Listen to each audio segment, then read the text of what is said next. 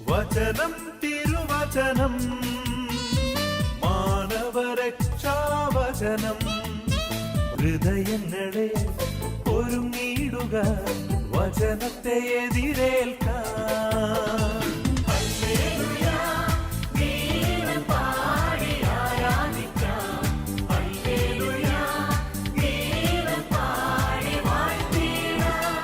എല്ലാ വർഷവും ക്രിസ്മസ് ഉണ്ട്, ആഘോഷമുണ്ടല്ലേ. ഡിസംബർ 25 ക്രിസ്മസ് ആഘോഷം നമ്മൾ എല്ലാ വർഷവും നടത്തും.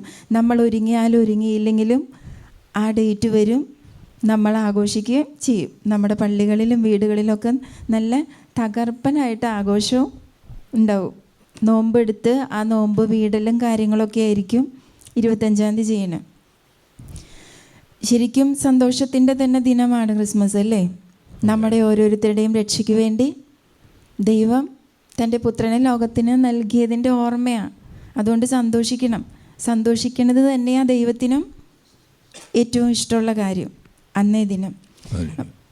അങ്ങനെയാണെങ്കിൽ ഈ ഏകപുത്രനെ ലോകത്തിലേക്ക് നൽകാൻ ദൈവത്തെ പ്രേരിപ്പിച്ചൊരു കാര്യം ഉണ്ടാവും ഇല്ലേ? അതെന്താണെന്ന് നമ്മളിന്ന് ചിന്തിക്കണേ. ദൈവത്തെ പ്രേരിപ്പിച്ച ആ കാര്യം ഇന്നും ലോകത്ത് നടന്നുകൊണ്ടിരിക്കുന്നുണ്ട്. തൻ്റെ പുത്രനെ ലോകത്തിലേക്ക് നൽകാൻ, അതായത് വിശുദ്ധ യോഹന്നാൻ്റെ സുവിശേഷം 3-ാം അധ്യായം 16-ാം വാക്യം, തൻ്റെ ഏകജാതനിൽ വിശ്വസിക്കുന്ന ഏവനും നശിച്ചു പോകാതിരിക്കാൻ ദൈവം തൻ്റെ പുത്രനെ ലോകത്തിലേക്ക് അയച്ചത് തന്നിൽ വിശ്വസിക്കുന്ന മക്കൾ നശിച്ചു പോകാതിരിക്കാൻ. അങ്ങനെയാണെങ്കിൽ ഇന്ന് നമ്മൾ ജീവിക്കുന്ന ഈ ലോകത്തിൽ ദൈവത്തിൻ്റെ മക്കൾ നഷ്ടപ്പെടുന്നുണ്ടോ? ഉണ്ടോ? നമ്മൾ അനുദിനം കേൾക്കുന്ന ന്യൂസുകൾ, കാണുന്ന കാഴ്ചകൾ, അതെല്ലാം ദൈവം തൻ്റെ പുത്രനെ അയച്ച് രക്ഷിച്ച മക്കൾ നശിച്ചു കൊണ്ടിരിക്കുന്നതിൻ്റെ അടയാളമാണ് അല്ലേ? അങ്ങനെയാണെങ്കിൽ ക്രിസ്മസ് ആഘോഷം വരുമ്പോൾ ദൈവത്തിന് സന്തോഷം ഉണ്ടാവുമോ? 2024 ക്രിസ്മസ് നമ്മൾ ഡിസംബർ 25 ആഘോഷിക്കുമ്പോൾ നമ്മളൊക്കെ വിശ്വസിക്കുന്ന, നമ്മളൊക്കെ സ്നേഹിക്കുന്ന നമ്മുടെ ദൈവത്തിന് സന്തോഷമുണ്ടോ? അങ്ങനെ എപ്പോഴെങ്കിലും ചിന്തിച്ചിട്ടുണ്ടോ? നമ്മൾ സന്തോഷിക്കും അല്ലേ? 25 ദിവസം നോമ്പൊക്കെ എടുത്ത് നമ്മുടെ നിയോഗങ്ങളൊക്കെ തമ്പുരാൻ്റെ മുമ്പിൽ കാഴ്ചവെച്ച് അതൊക്കെ കിട്ടുമെന്നുള്ള പ്രതീക്ഷയിൽ നമ്മൾ സന്തോഷിക്കും. ആ ദിവസം നമ്മെ നോക്കിയിരിക്കണ, അല്ലെങ്കിൽ നമ്മെ സ്നേഹിച്ചുകൊണ്ടിരിക്കുന്ന, നമ്മെ രക്ഷിക്കാൻ വേണ്ടി തൻ്റെ പുത്രനെ തന്ന ആ ദൈവം യഥാർത്ഥത്തിൽ സന്തോഷിക്കുന്നുണ്ടോ? നമ്മളത് ചിന്തിക്കേണ്ട കാര്യമാണ്. നമ്മൾ ജീവിക്കുമ്പോൾ, നമ്മൾ ആഘോഷിക്കുമ്പോൾ, നമ്മൾ എല്ലാ കാര്യങ്ങളും ഈ ലോകത്ത് ആഘോഷിച്ചുകൊണ്ടിരിക്കുക, അല്ലെങ്കിൽ എൻജോയ് ചെയ്ത് ജീവിക്കണ ഒരു കാലഘട്ടം അല്ലേ? ലോകം മുഴുവൻ അങ്ങനെയാണ്. എപ്പോഴും ഏതിലും എൻജോയ്മെൻ്റ് ഉണ്ടോയെന്ന് എല്ലാവരും അന്വേഷിക്കുള്ളൂ. അങ്ങനെയാണെങ്കിൽ നമ്മുടെ ദൈവം അങ്ങനെ ആഗ്രഹിക്കുന്നുണ്ട്.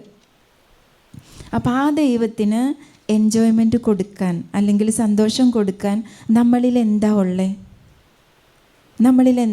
ഈ ക്രിസ്മസ് ആഘോഷിക്കുമ്പോൾ? ഞാനിങ്ങനെ ക്രിസ്മസ് ആഘോഷത്തെക്കുറിച്ച് എൻ്റെ മനസ്സിലേക്ക് ആ ചിന്ത കടന്നു വന്നപ്പോൾ ഒരു വചനം എന്നെ ഓർമ്മപ്പെടുത്തി തമ്പുരാൻ. ഓർമ്മപ്പെടുത്തിയത് എസെക്കിയേൽ പ്രവാചകൻ്റെ പുസ്തകം 22-ാം അധ്യായം 30-ാം തിരുവചനം. എസെക്കിയേൽ പ്രവാചകൻ്റെ പുസ്തകം 22:30. ഞാൻ ആ ദേശത്തെ നശിപ്പിക്കാതിരിക്കേണ്ടതിന് കോട്ട പണിയാനോ കോട്ടയുടെ വിള്ളലിൽ നിലയുറപ്പിക്കാനോ തയ്യാറുള്ള ഒരുവനെ അവരുടെ ഇടയിൽ ഞാൻ അന്വേഷിച്ചു, എന്നാൽ ആരെയും കണ്ടില്ല. ഈ വചനം തമ്പുരാൻ തന്നതാ ക്രിസ്മസ് ആഘോഷത്തെക്കുറിച്ച് ആലോചിച്ചപ്പോൾ, അല്ലെങ്കിൽ ഇന്ന് നിങ്ങളുടെ മുൻപിൽ നിൽക്കാൻ വേണ്ടി ആലോചിച്ചപ്പോൾ ദൈവത്തിൻ്റെ പരിശുദ്ധാത്മാവ് തന്ന വചന ഇപ്പോൾ വായിച്ചത്. ഇതുകൊണ്ടാണ് ഞാൻ തുടക്കം ചോദിച്ചാൽ നിങ്ങളൊക്കെ എന്തോരായി ഒരുങ്ങിയിട്ടെന്ന്. നമ്മുടെയൊക്കെ ഒരുക്കം പൂർത്തിയാക്കിയെങ്കിൽ, തമ്പുരാനത് ഇഷ്ടപ്പെട്ട വിധത്തിലായെങ്കിൽ ഈ തിരുവചനം ഓർമ്മപ്പെടുത്തി തരേണ്ട ആവശ്യമുണ്ടെന്ന് എനിക്ക് തോന്നുന്നില്ല അല്ലേ? ഞാൻ ആ ദേശത്തെ നശിപ്പിക്കാതിരിക്കേണ്ടതിന് കോട്ട പണിയാനോ കോട്ടയുടെ വിള്ളലിൽ നിലയുറപ്പിക്കാനോ തയ്യാറുള്ള ഒരുവനെ അവരുടെ ഇടയിൽ അന്വേഷിച്ചു, എന്നാൽ ആരെയും കണ്ടില്ല. ഇനി ഈ കോട്ട പണിയുക, കോട്ടയുടെ ഉള്ളിൽ നിലയുറപ്പിക്കുക, ഇതിനെക്കുറിച്ചൊക്കെ നിങ്ങൾ ഉണ്ടാവുമെന്ന് വിചാരിക്കണു. എന്നാലും ഞാനത് ചെറുതായിട്ടൊന്ന് നിങ്ങളോട് പറയാം.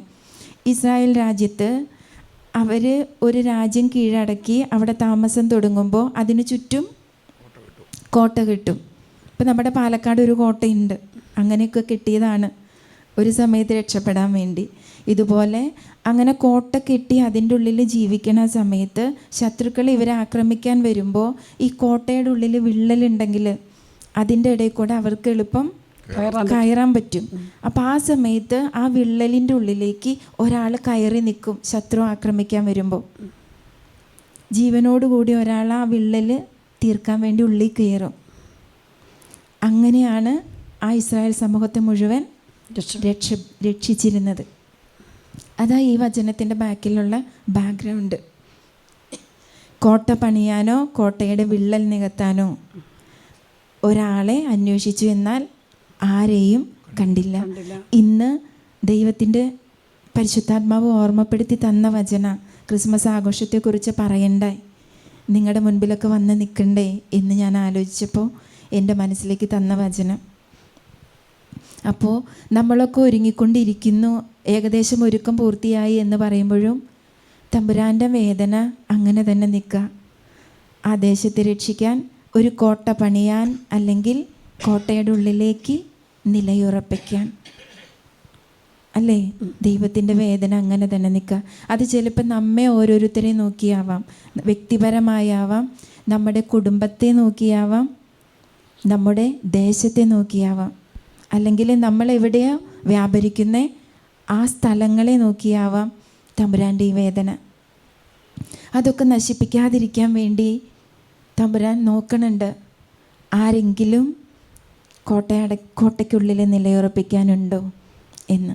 ഇനി ഈ കോട്ട എന്ന് പറഞ്ഞാൽ എന്താ ഉദ്ദേശിക്കുന്നത്? നമ്മളെങ്ങനെ കോട്ടയുടെ ഉള്ളിൽ നിലയുറപ്പിക്കാൻ? ഇന്നൊന്നും മനുഷ്യരാരും കോട്ടയുടെ ഉള്ളിൽ നിലയുറപ്പിക്കേണ്ട കാര്യമില്ല. അങ്ങനെ ഒരു രക്ഷാസങ്കേതത്തിൻ്റെ പ്രശസ്തി ഇന്നില്ല. കാരണം ആധുനിക സംവിധാനങ്ങൾ അതുപോലെ വളർന്നിട്ടുണ്ട്. ഇപ്പോൾ ശത്രുക്കൾ എത്തുന്നതിന് മുമ്പേ തന്നെ നമുക്കറിയാൻ പറ്റും എങ്ങനെ അവരോട് നേരിടേണ്ടെന്നുള്ള എല്ലാ ഒരുക്കങ്ങളും റെഡിയാണ്. അപ്പോൾ പരിശുദ്ധാത്മാവ് നമ്മെ ഓർമ്മിപ്പിക്കുന്ന ഈ കോട്ട എന്താ? പ്രാർത്ഥനയുടെ കോട്ട അല്ലേ? പ്രാർത്ഥനയുടെ കോട്ട നമ്മൾ കെട്ടണം. അതോടൊപ്പം ത്യാഗത്തിൻ്റെ കോട്ട നമ്മൾ കെട്ടണം. ചെറുതാവലിൻ്റെ കോട്ട നമ്മൾ കെട്ടണം. അങ്ങനെയുള്ള കോട്ടകൾ കെട്ടാനാ ദൈവത്തിൻ്റെ പരിശുദ്ധാത്മാവ് നമ്മളെ ഓർമ്മപ്പെടുത്തുന്നത്. നമ്മൾ ശരിക്കും ക്രിസ്മസ് ആഘോഷിക്കാൻ ഒരുങ്ങുമ്പോൾ ഡിസംബർ 1 തുടങ്ങി നോമ്പെടുക്കുന്നതിൻ്റെ ഒരു ഉദ്ദേശം ഇതുപോലെ ഒരു കോട്ട കെട്ടല അല്ലേ? പിന്നെ കുട്ടികളോടൊക്കെ ഞങ്ങളിങ്ങനെ ഓർമ്മപ്പെടുത്തി കൊടുക്കും, ചെറിയ ചെറിയ ത്യാഗങ്ങൾ ചെയ്യണം, സുഹൃതങ്ങൾ ചെയ്യണം, എളിമപ്പെടണം. അതായത് ദൈവം എളിമപ്പെട്ടതല്ലേ? ദൈവം തൻ്റെ പുത്രനെ ഭൂമിയിലേക്ക് അയക്കാൻ മനുഷ്യരൂപത്തിലേക്ക് താണിറങ്ങിയതാണ്. ഒരു തരത്തിൽ പറഞ്ഞാൽ ലോകത്തെ മനുഷ്യമക്കളെ രക്ഷിക്കാൻ വേണ്ടി ദൈവം കോട്ടയ്ക്കുള്ളിൽ നിലയുറപ്പിച്ചതാ ക്രിസ്മസ് ആഘോഷം അല്ലേ? ദൈവം തൻ്റെ പുത്രനെ വിള്ളൽ നികത്താൻ വേണ്ടി അയച്ചു, അതുപോലെ തന്നെ നിർത്തി അല്ലേ? ജീവൻ ലോകത്തിന് വേണ്ടി കൊടുത്തു. അപ്പോൾ തമ്പുരാൻ ഈ വചനം ചോദിക്കുമ്പോൾ തമ്പുരാൻ അത് ചെയ്തിട്ടുണ്ട് നമ്മുടെ മുൻപിൽ. തമ്പുരാൻ നമ്മുടെ മുൻപിൽ അത് ചെയ്തു കഴിഞ്ഞു. കോട്ട കെട്ടാനായിട്ടും കോട്ടയുടെ ഉള്ളിൽ നിലയുറപ്പിക്കാനായിട്ടും എന്തൊക്കെ ചെയ്യാൻ പറ്റുമോ അതിൻ്റെ മാക്സിമം കഴിഞ്ഞു. ഇന്ന് ഈ കോട്ട കെട്ടേണ്ടതും കോട്ടയ്ക്കുള്ളിൽ നിലയുറപ്പിക്കേണ്ടവരും നമ്മൾ ഓരോരുത്തരും. നമ്മളായിരിക്കുന്ന ഇടങ്ങളിൽ, ജോലി ചെയ്യുന്ന സ്ഥലങ്ങളാവാം, ചിലപ്പോൾ കുടുംബമാവാം, അല്ലെങ്കിൽ ഏതെങ്കിലുമൊക്കെ പ്രവർത്തന മേഖലകളാവും. അവിടെയൊക്കെ കോട്ടയ്ക്കുള്ളിൽ കയറാൻ, കോട്ടയ്ക്കുള്ളിൽ നിലയുറപ്പിക്കാനുള്ളവർ നമ്മൾ ഓരോരുത്തരും തന്നെയാണ്. തമ്പുരാൻ്റെ വചനം കേട്ട് ജീവിക്കുന്ന നമ്മൾ, അല്ലെങ്കിൽ ദൈവത്തിലേക്ക് അടുക്കാനായിട്ട് ആഗ്രഹിക്കുന്ന നമ്മൾ. ആരൊക്കെ തമ്പുരാൻ്റെ വചനം കേട്ട് ദൈവത്തിലേക്ക് വരുന്നുണ്ടോ അവരോടൊക്കെ ഓർമ്മപ്പെടുത്തുന്ന ഒറ്റ വചനം ഇത്. ആ ദേശത്തെ നശിപ്പിക്കാതിരിക്കാൻ, ആ കുടുംബത്തെ നശിപ്പിക്കാതിരിക്കാൻ, ആ വ്യക്തി നശിച്ചു പോകാതിരിക്കാൻ കോട്ടയ്ക്കുള്ളിൽ കയറുമോ? അല്ലെങ്കിൽ ഞാൻ നിന്നെ എടുത്ത് ആ കോട്ടയുടെ വിള്ളലിൽ വെക്കട്ടെ? തമ്പുരാൻ ഓരോ നിമിഷവും നമ്മളോട് ചോദിച്ചുകൊണ്ടിരിക്കുന്നതാ. ഈ ക്രിസ്മസ് ആഘോഷത്തിനും തമ്പുരാൻ ചോദിക്കുന്നത് അതാ. കോട്ടയ്ക്കുള്ളിലെ വിള്ളൽ നികത്താൻ, കോട്ടയിൽ കയറാൻ ഞാൻ തയ്യാറായതുപോലെ നിങ്ങളും തയ്യാറാണോ തയ്യാറാണെങ്കിൽ അതിനു വേണ്ടി എങ്ങനെയാണ് നിങ്ങൾ ഒരുങ്ങണത്? തമ്പുരാൻ നോക്കുമ്പോൾ ഈ വ്യക്തിനെ, ആ കുടുംബത്തെ രക്ഷിക്കാൻ എടുത്തു വയ്ക്കാൻ പറ്റുമോ? എടുത്തു വയ്ക്കാൻ പറ്റുമോ? ആ ദേശത്തെ രക്ഷിക്കാൻ എടുത്തു വയ്ക്കാൻ പറ്റുമോ? ഏതെങ്കിലും ഒരു വ്യക്തിക്ക് വേണ്ടി പകരം എടുത്തു വയ്ക്കാൻ പറ്റുമോ? അങ്ങനെ നോക്കണുണ്ട്. അങ്ങനെ നോക്കുമ്പോൾ ഇപ്പോൾ ഈ വചനത്തിൽ ശരിക്കും ഇങ്ങനെ പറയണേ, കോട്ട പണിയാനോ കോട്ടയുടെ വിള്ളലിൽ നിലയുറപ്പിക്കാനോ തയ്യാറുള്ള ഒരുവനെ. അപ്പം നമ്മുടെ ഓരോരുത്തരുടെയും പ്രധാനപ്പെട്ട കടമ എന്താണെന്നറിയോ? കടമ എന്താണെന്നറിയോ? ഈ കോട്ടയ്ക്കുള്ളിൽ കയറാൻ റെഡിയായി ഇരിക്കുക. കോട്ടയ്ക്കുള്ളിൽ കയറാൻ റെഡിയായിരിക്കുക. കോട്ടയുടെ വിള്ളലെന്ന് പറഞ്ഞാൽ ഭയങ്കര വലിയ വിള്ളലൊന്നും ആവില്ല അല്ലേ, ചെറിയ വിള്ളലാവും. അപ്പം നമ്മുടെ ശരീരം കൊണ്ട് കയറാൻ പറ്റണമെങ്കിൽ എന്ത് ചെയ്യണം? മാക്സിമം ത്യാഗമൊക്കെ ചെയ്ത് ഉപവാസമൊക്കെ എടുത്ത് ശരീരത്തെ ഒരുക്കിയിട്ടുണ്ടാവണം അല്ലേ. ഉപവാസം ഒരു വഴിയാണ്, കോട്ടയ്ക്കുള്ളിലേക്ക് കയറാനുള്ള ഒരു വഴിയാണ് ഉപവാസം. അങ്ങനെ ഉപവാസം എടുത്ത് ത്യാഗം ചെയ്ത് നമ്മൾ ജീവിക്കുമ്പോൾ ബാഹ്യമായി നമ്മുടെ ശരീരമൊക്കെ എത്ര ചെറിയ വിള്ളലിൻ്റെ ഉള്ളിലേക്കും കയറ്റി വയ്ക്കാൻ വിധത്തിൽ പാകപ്പെടും. അത് ശാരീരികമായ രീതിയിൽ നമുക്ക് ചെയ്യാം. അതോടൊപ്പം നമ്മളെടുക്കുന്ന ഈ ഉപവാസം കൊണ്ട് ഈ ആത്മാക്കളെ രക്ഷിക്കാനുള്ള കൃപയും നമുക്കുണ്ട്. ഇനി ഞാൻ നിങ്ങളുടെ മുൻപിൽ ഈ കാര്യം പറയുമ്പോൾ എൻ്റെ മുൻപിൽ നിങ്ങളല്ല, അതായത് മാതാപിതാക്കളെക്കാൾ ഉപരി ഇന്നത്തെ ഒരു യുവജനങ്ങളുണ്ട് ഇല്ലേ, നമ്മുടെയൊക്കെ മക്കളുണ്ട്. അവരാരെങ്കിലും കയറോ ഇങ്ങനത്തെ കോട്ടയുടെ ഉള്ളിൽ? നിങ്ങൾ പ്രാക്ടീസ് കൊടുത്തിട്ടുണ്ടോ അവർക്ക് കയറാനായിട്ട്? ഉണ്ടോ? എത്ര പേരുടെ മക്കൾ അങ്ങനെ കയറും കോട്ടയ്ക്കുള്ളിൽ? ഇത്രയും പേരിയ്ക്കണേൽ ഒരാൾ കൈ ഉയർത്തി ധൈര്യപൂർവ്വം കൈ ഉയർത്തി എൻ്റെ മകനോ മകളോ അതിൽ കയറുന്നു. ആ ചേച്ചിക്ക് പ്രത്യേകം കൺഗ്രാജുലേഷൻ. ഇത്ര പേരുടെ മുൻപിൽ കൈ ഉയർത്താനുള്ള ധൈര്യം ഉണ്ടായില്ലേ? ഞാനിപ്പോൾ ഇത് പറയുമ്പോൾ എൻ്റെ മനസ്സിലേക്ക് ഓർമ്മ വരുന്നത്, ഞാൻ കഴിഞ്ഞ ആഴ്ച തൃശ്ശൂർ ഒരു പള്ളിയിൽ പോയിട്ടുണ്ടായിരുന്നു. അപ്പോൾ അവിടെ ഞങ്ങളുടെ സിസ്റ്ററിൻ്റെ ഒരു കസിനായിട്ട് ഒരു ചേച്ചീനെ പരിചയപ്പെട്ടു. അപ്പോൾ ആ ചേച്ചിയോട് സംസാരിച്ചു കൊണ്ടിരിക്കുമ്പോൾ ആ ചേച്ചിയിൽ നിന്ന് കേട്ട ഒരു കാര്യം ഇപ്പോൾ ഞാൻ നിങ്ങളുടെ മുൻപിൽ പങ്കുവയ്ക്കുക. ആ ചേച്ചിയുടെ മകള് ഇപ്പോൾ +2 പഠിച്ചുകൊണ്ടിരിക്കുക.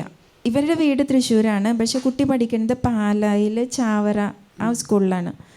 അപ്പോൾ ഇത്രയും ദൂരേക്ക് പോയി +2 പഠിക്കാൻ കാരണം, ഇപ്പോൾ +1 ആയിട്ടുള്ളൂ. കാരണം എന്താണെന്ന് ചോദിച്ചപ്പോൾ പറഞ്ഞത്, ആ കുട്ടിക്ക് എല്ലാ ദിവസവും വിശുദ്ധ കുർബാന കാണണം, പെൺകുട്ടിയാണ്, ശുശ്രൂഷയാവണം, അതായത് ലേഖനം വായിക്കണം, പിന്നെ സഹായിക്കാൻ ചെയ്യണം.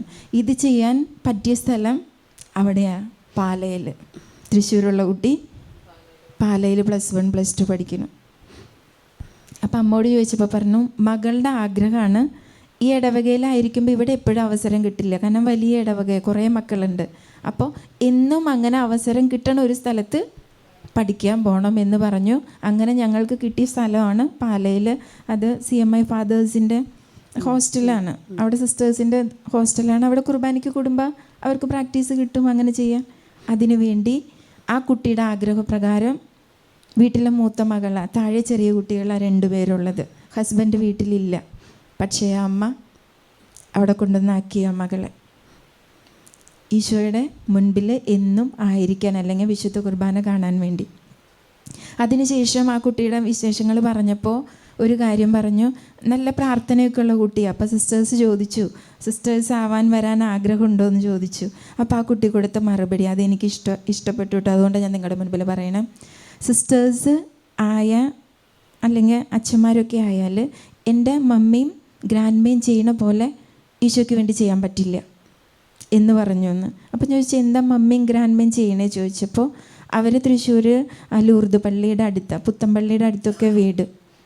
അപ്പോൾ ഈവനിങ്ങിൽ എല്ലാ ദിവസവും ഒരു 7 മണി 7:30 ആകുമ്പോൾ ഈ അമ്മ ഈ മക്കളെയൊക്കെ കൂട്ടി ആ പള്ളിയിൽ പോയിരിക്കും. വീട്ടിലെ പ്രാർത്ഥന കഴിഞ്ഞാൽ ഒരു അരമണിക്കൂറൊക്കെ അവിടെ, അല്ലെങ്കിൽ 1 മണിക്കൂറൊക്കെ പോയിരിക്കും. അങ്ങനെ പോയിരിക്കുമ്പോൾ അവിടെ അതിവികാരുണ്യത്തിൻ്റെ മുമ്പിലിരുന്ന് കരയണ മക്കളുണ്ടാവും, വേദനയോടുകൂടി ഇരിക്കണ മക്കളുണ്ടാവും. അപ്പോൾ ഈ അമ്മ എന്ത് ചെയ്യുന്നറിയോ? അമ്മ അവിടെ ചെന്ന് അമ്മയുടെ കയ്യിലുള്ള എന്താ പൈസയുള്ളത് അതെടുത്ത് അവരെ കൊടുക്കും. എന്നിട്ട് പറയും, ഇനി മതി, വീട്ടിൽ പോ എന്ന് പറയും. ഇത്രയാണ് ഈ അമ്മ ചെയ്യണത്. ഗ്രാൻഡ്മ ചെയ്യണത് രാവിലെ തുടങ്ങി വൈകുന്നേരം വരെ നിത്യാരാധനയുടെ മുൻപിലിരിക്കും. അതാണ് ഗ്രാൻഡ്മ ചെയ്യണത്. ഈ +1 ആയ കുട്ടി പറഞ്ഞ മറുപടിയാണ്, എൻ്റെ മമ്മിയും ഗ്രാൻഡ്മയും ചെയ്യണ പോലെ എനിക്ക് ചെയ്യാൻ പറ്റണം. കാരണം അച്ഛന്മാരും സിസ്റ്റേഴ്സ് 7:30 8 മണി നേരത്ത്, പ്രത്യേകിച്ച് സിസ്റ്റേഴ്സ് പുറത്തിറങ്ങി നടക്കില്ല, ഇതുപോലെ പള്ളികളിൽ പോയി ഇരിക്കില്ല. അവിടെ ഇതുപോലെ ഈശോയുടെ മുൻപിലിരുന്ന് കരയണ മക്കളെ സഹായിക്കണമെങ്കിൽ എനിക്കിങ്ങനെ പോയേ പറ്റൂ. ഞാൻ ആ കുട്ടീനെ കണ്ടിട്ടില്ല. ഞാൻ ആ കുട്ടിയുടെ അമ്മയോട് ഫോൺ നമ്പർ വാങ്ങിച്ചു. ഈ പ്രാവശ്യം വെക്കേഷന് വരുമ്പോൾ എന്നെ ഒന്ന് വിളിക്കണം, എനിക്ക് ആ കുട്ടീനെ കാണാൻ വേണ്ടിയിട്ടാന്ന് പറഞ്ഞു. അങ്ങനെ പറഞ്ഞ് പോകുന്നുണ്ട്. ഞാൻ കണ്ടിട്ടില്ല. കഴിഞ്ഞ ആഴ്ച ഞാൻ കേട്ട സംഭവമാണ്. ഈ വചനം വന്നപ്പോൾ എൻ്റെ മനസ്സിലത് ശരിക്കും ഓർമ്മപ്പെടുത്തി തന്നു ദൈവത്തിൻ്റെ പരിശുദ്ധാത്മാവ് ആ മകളെ. എന്ന് വെച്ചാൽ ആ അമ്മ ആ മകളെ കോട്ടയ്ക്കുള്ളിൽ കയറ്റാൻ പഠിപ്പിച്ചു. ജീവിതം കൊണ്ട് പഠിപ്പിച്ചു, വാക്കുകൊണ്ടല്ല പ്രവൃത്തി കൊണ്ട് പഠിപ്പിച്ചു. അമ്മയും ഗ്രാൻഡ്മയും, ദിവികാരണത്തിന് മുൻപിലിരിക്കണ ഗ്രാൻഡ്മ, പാവങ്ങളെ സഹായിക്കണ അമ്മ, അത് രണ്ടും ആ കുട്ടീനെ കോട്ടയ്ക്കുള്ളിൽ കയറാൻ വഴി തിരഞ്ഞെടുത്തു കൊടുത്തു. ഇതുപോലെ ഇന്നത്തെ എല്ലാ മാതാപിതാക്കളും തങ്ങളുടെ ജീവിതം കൊണ്ട് കൊടുക്കുകയാണെങ്കിൽ ഇന്ന് ഇതുപോലെ നശിച്ചു പോവോ? നമ്മുടെ യുവജനങ്ങൾ നശിച്ചു പോവോ? ഇന്ന് നമ്മൾ എത്ര നിർബന്ധിക്കണം നമ്മുടെ മക്കളെ രാവിലെ കുർബാനയ്ക്ക് പോകണമെങ്കിൽ? എനിക്കറിയാവുന്ന ഒരു കുടുംബം, ഗ്രാൻഡ്മേനെ പേരക്കുട്ടി പള്ളിയിൽ കൊണ്ടുവന്ന് വെക്കും രാവിലെ 6:30 കുർബാനയ്ക്ക്. എന്നിട്ട് അവൻ തിരിച്ചു വന്ന് കിടന്നുറങ്ങും. തിരിച്ചെടുക്കാൻ പോവും 1/2 മണിക്കൂർ 3/4 മണിക്കൂർ ടൈം കഴിയുമ്പോൾ. അങ്ങനെ ചെയ്യണ പേരക്കുട്ടികളുള്ള കാലഘട്ടത്താണ് ഇതുപോലൊരു കുട്ടീനെ വേറിട്ട് ഞാൻ കണ്ടത്. അതുകൊണ്ടത് നിങ്ങളുടെ മുൻപിൽ പങ്കുവെച്ചു എന്നേ ഉള്ളൂ. എൻ്റെ പ്രിയപ്പെട്ട മാതാപിതാക്കളെ, മക്കളെ പഠിപ്പിക്കണം, കോട്ടയ്ക്കുള്ളിൽ കയറ്റാൻ പഠിപ്പിക്കണം. നമ്മുടെ ജീവിതം കൊണ്ടേ അത് പഠിപ്പിക്കാൻ പറ്റൂ. ഇതുപോലെ ക്രിസ്മസും ആഘോഷങ്ങളൊക്കെ നമ്മൾ നടത്തില്ലേ? ഇനി ഇതിനെ തുടർന്ന് കുറേ 50 തിരുനാളുകൾ വരും ഇല്ലേ? നമ്മുടെ ഇടവക പള്ളിയിലൊക്കെ. പാലക്കാട് അത്രയില്ല, തൃശ്ശൂരൊക്കെ, ഇരിഞ്ഞാലക്കുട തൃശ്ശൂരൊക്കെ നന്നായി വരും. ആ സമയത്തൊക്കെ അവർ നന്നായി ആഘോഷിക്കും ഇല്ലേ? ആഘോഷിച്ചോട്ടെ, ആഘോഷങ്ങൾക്കൊന്നും ഒരു കുഴപ്പമില്ല. പക്ഷെ അതിൻ്റെ പിൻപിൽ, അതിൻ്റെ പുറകിൽ ഇങ്ങനെ ഒരു മോട്ടിവേഷൻ അവർക്ക് കിട്ടണം. നമ്മുടെ യുവജനങ്ങൾക്കൊരു മോട്ടിവേഷൻ അങ്ങനെ കിട്ടണം. ക്രിസ്മസ് ആഘോഷമാകുമ്പോൾ ഇന്നിപ്പോൾ വാട്സപ്പ് ഇല്ലാന്നുള്ളത് കൊണ്ട് എന്താ നടത്തണേ അത് അപ്പോൾ തന്നെ ലോകം മുഴുവൻ അറിയും ഇല്ലേ? അങ്ങനെ ആഘോഷങ്ങൾ നടത്തണ നമ്മുടെ മക്കൾ, നമ്മുടെ യുവജനങ്ങൾ, അവരൊക്കെ ഇങ്ങനെ ഒരു കോട്ടയ്ക്കുള്ളിൽ കയറാൻ ഒരുങ്ങിയിട്ടാണോ നടത്തണേ? അതാ നമ്മൾ ചിന്തിക്കേണ്ട കാര്യം. ഈശോയുടെ ജന്മദിനം ആഘോഷിക്കുമ്പോൾ ഈശോ കോട്ടയ്ക്കുള്ളിൽ കയറി നമ്മളെ രക്ഷിച്ചതുപോലെ ആയിരിക്കുന്ന ഇടങ്ങളിൽ, ആയിരിക്കുന്ന സാഹചര്യങ്ങളിൽ നമ്മുടെ മക്കൾ, നമ്മുടെ യുവജനങ്ങൾ ചെയ്യുമോ? നമ്മുടെ യുവജനങ്ങൾ ചെയ്യുമോ എന്നുള്ള ചോദ്യത്തിനൊരു ഉത്തരം കൊടുക്കേണ്ടത് നമ്മൾ ഓരോരുത്തരാണ്. ഞങ്ങളും അതിന് കടപ്പെട്ടവരാ, സിസ്റ്റേഴ്സും അച്ഛന്മാരും, ആ രീതിയിൽ മക്കളെ ട്രെയിനിങ് കൊടുക്കാൻ. പക്ഷേ ഇത് വീട്ടിൽ നിന്ന് ചെറുപ്പത്തിൽ തുടങ്ങിയാൽ മാത്രമേ പിന്നെ ഞങ്ങൾക്ക് അതും എന്തെങ്കിലും കെട്ടിപ്പണിയാൻ പറ്റുള്ളൂ. അതുകൊണ്ട് മാതാപിതാക്കൾക്ക് കടമയുണ്ട്. എത്ര വലിയ ആഘോഷങ്ങൾ, എത്ര വലിയ കാര്യങ്ങൾ നമ്മുടെ വീട്ടിലോ നമ്മുടെ ഇടവകയിലോ നമ്മളായിരിക്കുന്ന ഇടങ്ങളിലൊക്കെ നടക്കുമ്പോഴും അതിൻ്റെ ഉള്ളിൽ നിന്ന്, അതിൽ നിന്ന് ഇങ്ങനെയൊരു മനോഭാവം, കോട്ടയ്ക്കുള്ളിൽ കയറാൻ, പ്രാർത്ഥിക്കാൻ, ത്യാഗം ചെയ്യാൻ, അങ്ങനെ ഒരു മനോഭാവം നമ്മുടെ മക്കൾക്ക് കിട്ടണം. അല്ലെങ്കിൽ നമ്മുടെ വീട്ടിൽ നടക്കുന്ന ആഘോഷങ്ങൾ, നമ്മുടെ പള്ളികളിൽ നടക്കുന്ന ആഘോഷങ്ങൾ, നമ്മുടെ ക്രിസ്മസ് ആഘോഷമൊക്കെ വെറുതെയാ. തമ്പുരാനെ സന്തോഷിപ്പിക്കില്ല. ഏത് ആഘോഷം നടത്തുമ്പോഴും അതിൻ്റെ പുറകിൽ ഇങ്ങനെ ഒരു മനസ്സുള്ള ഒരു ഗ്രൂപ്പ് ഉണ്ടാവണം. നമ്മൾ ട്രെയിനിങ് കൊടുക്കുന്ന ഗ്രൂപ്പിൽ ഇങ്ങനെയൊരു മനോഭാവം വളർന്നിട്ടുണ്ടാവണം.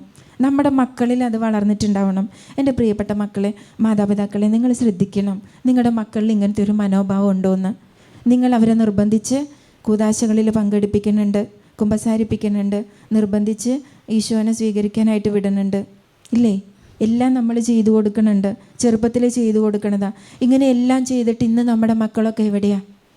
ഇന്ന് നമ്മുടെ മക്കളുടെ ആഘോഷങ്ങളൊക്കെ എങ്ങനെയാണ്? അവരുടെ ക്രിസ്മസ് ആഘോഷം അല്ലെങ്കിൽ പള്ളിയിലൊരു തിരുനാൾ ആഘോഷം അല്ല, നമ്മുടെ വീട്ടിലൊരു കുർബാന സ്വീകരണത്തിൻ്റെ, ഒരു കല്യാണത്തിൻ്റെ ഈ ആഘോഷമൊക്കെ കഴിഞ്ഞ് കഴിയുമ്പോൾ നമ്മുടെ മക്കളൊക്കെ കോട്ടയ്ക്കുള്ളിൽ കയറിയ മക്കളാണെന്ന് തോന്നുമോ? നമുക്ക് പറയാൻ പറ്റുമോ? നമുക്ക് ഇല്ല. അത് കഴിയുമ്പോൾ നമുക്ക് സങ്കടമായിരിക്കും വരിക. അവരത്രയും ആഘോഷിച്ചിട്ടുണ്ടാവും. പക്ഷേ ആ മക്കൾ ദൈവികമായൊരു ചൈതന്യം അവരുടെ ആഘോഷങ്ങളിൽ ഇല്ല. ഈ പ്രാവശ്യം നമ്മൾ ക്രിസ്മസ് ആഘോഷിക്കാൻ പോവാം. ആഘോഷം നന്നായി നടക്കും. വീട്ടിലും പള്ളിയിലും ഒക്കെ അല്ലേ, കരോള്, ക്രിസ്മസ് ഗാന മത്സരങ്ങൾ, ഇതെല്ലാം നടക്കണേ. ഇതിലൊക്കെ പങ്കെടുക്കണം മക്കൾ. ഇത് കഴിഞ്ഞ് കഴിയുമ്പോൾ എങ്ങനെയാണ് നടക്കുക? ഇത് കഴിഞ്ഞ് എങ്ങനെയാണ് നടക്കുക? അവർക്ക് എന്ത് ചൈതന്യമാണ് നമ്മുടെ ആഘോഷങ്ങളിൽ നിന്ന് കിട്ടണേ? എന്ത് ചൈതന്യം കിട്ടണേ? നമ്മൾ ചിന്തിക്കേണ്ട കാലം കഴിഞ്ഞു.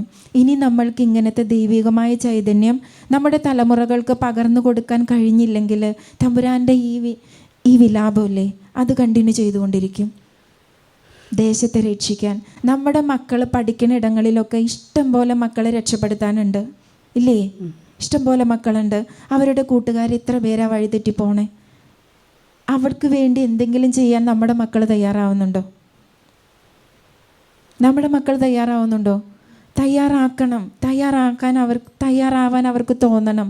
അത് തോന്നണമെങ്കിൽ അത് നമ്മൾ പകർന്നു കൊടുക്കണം. Hallelujah, hallelujah. യേശുവേ നന്ദി, യേശുവേ നന്ദി, യേശുവേ സ്തുതി, യേശുവേ മഹത്വം. ഇത് പകർന്നു കൊടുക്കേണ്ട സമയത്ത് കൊടുത്തില്ലെങ്കിൽ പിന്നെ നമ്മൾ ആലോചിച്ചിട്ട് കാര്യമില്ല. ഇനി നമ്മുടെ മക്കൾ നല്ല മക്കളായി വളർന്നു, അവർ രക്ഷപ്പെട്ടു എന്ന് വിചാരിച്ചാലും അവരുടെ കടമയാണ് അവരുടെ ഒപ്പമുള്ളവരുടെ ആത്മീയ മേഖല. ആ ഒരു സത്യം നിങ്ങൾ തിരിച്ചറിയണം. നമ്മുടെ മക്കളുടെ ഒപ്പമുള്ള മക്കൾ വഴിതെറ്റി പോകുന്നുണ്ടെങ്കിൽ അതിന് ഉത്തരവാദിത്വം നമ്മുടെ മക്കൾക്കുണ്ട്. ഈ എസെക്കിയേൽ പ്രവാചകൻ്റെ പുസ്തകം 18-ാം അധ്യായത്തിൽ വ്യക്തിപരമായ ഉത്തരവാദിത്വം, ആ ഭാഗം വായിക്കാനല്ല, നിങ്ങൾ വീട്ടിൽ ചെല്ലുമ്പോൾ വായിച്ചു നോക്കിയാൽ മതി. വ്യക്തിപരമായ ഉത്തരവാദിത്വം എന്ന് പറഞ്ഞ് തമ്പുരാൻ വചനത്തിൽ എഴുതി വെച്ചിട്ടുണ്ട്. ഏത് വ്യക്തികളും ആയിരിക്കുന്ന ഇടങ്ങളിൽ വ്യക്തിപരമായ ഉത്തരവാദിത്വമുണ്ട്. മാതാപിതാക്കൾക്ക് അവർ ആയിരിക്കുന്ന ഇടങ്ങളിൽ ഇടപഴകുന്ന സാഹചര്യങ്ങളിൽ, മക്കൾക്ക് അവരായിരിക്കുന്ന ഇടങ്ങളിൽ ഇടപഴകുന്ന സാഹചര്യങ്ങളിൽ അവിടെ വാക്കുകൊണ്ടും പ്രവൃത്തി കൊണ്ടൊക്കെ ദൈവത്തിന് സാക്ഷ്യം വഹിക്കാനുള്ള കടമ നമ്മുടെ മക്കൾക്കുണ്ട്, അല്ലെങ്കിൽ ഇന്നത്തെ യുവജനങ്ങൾക്കുണ്ട്.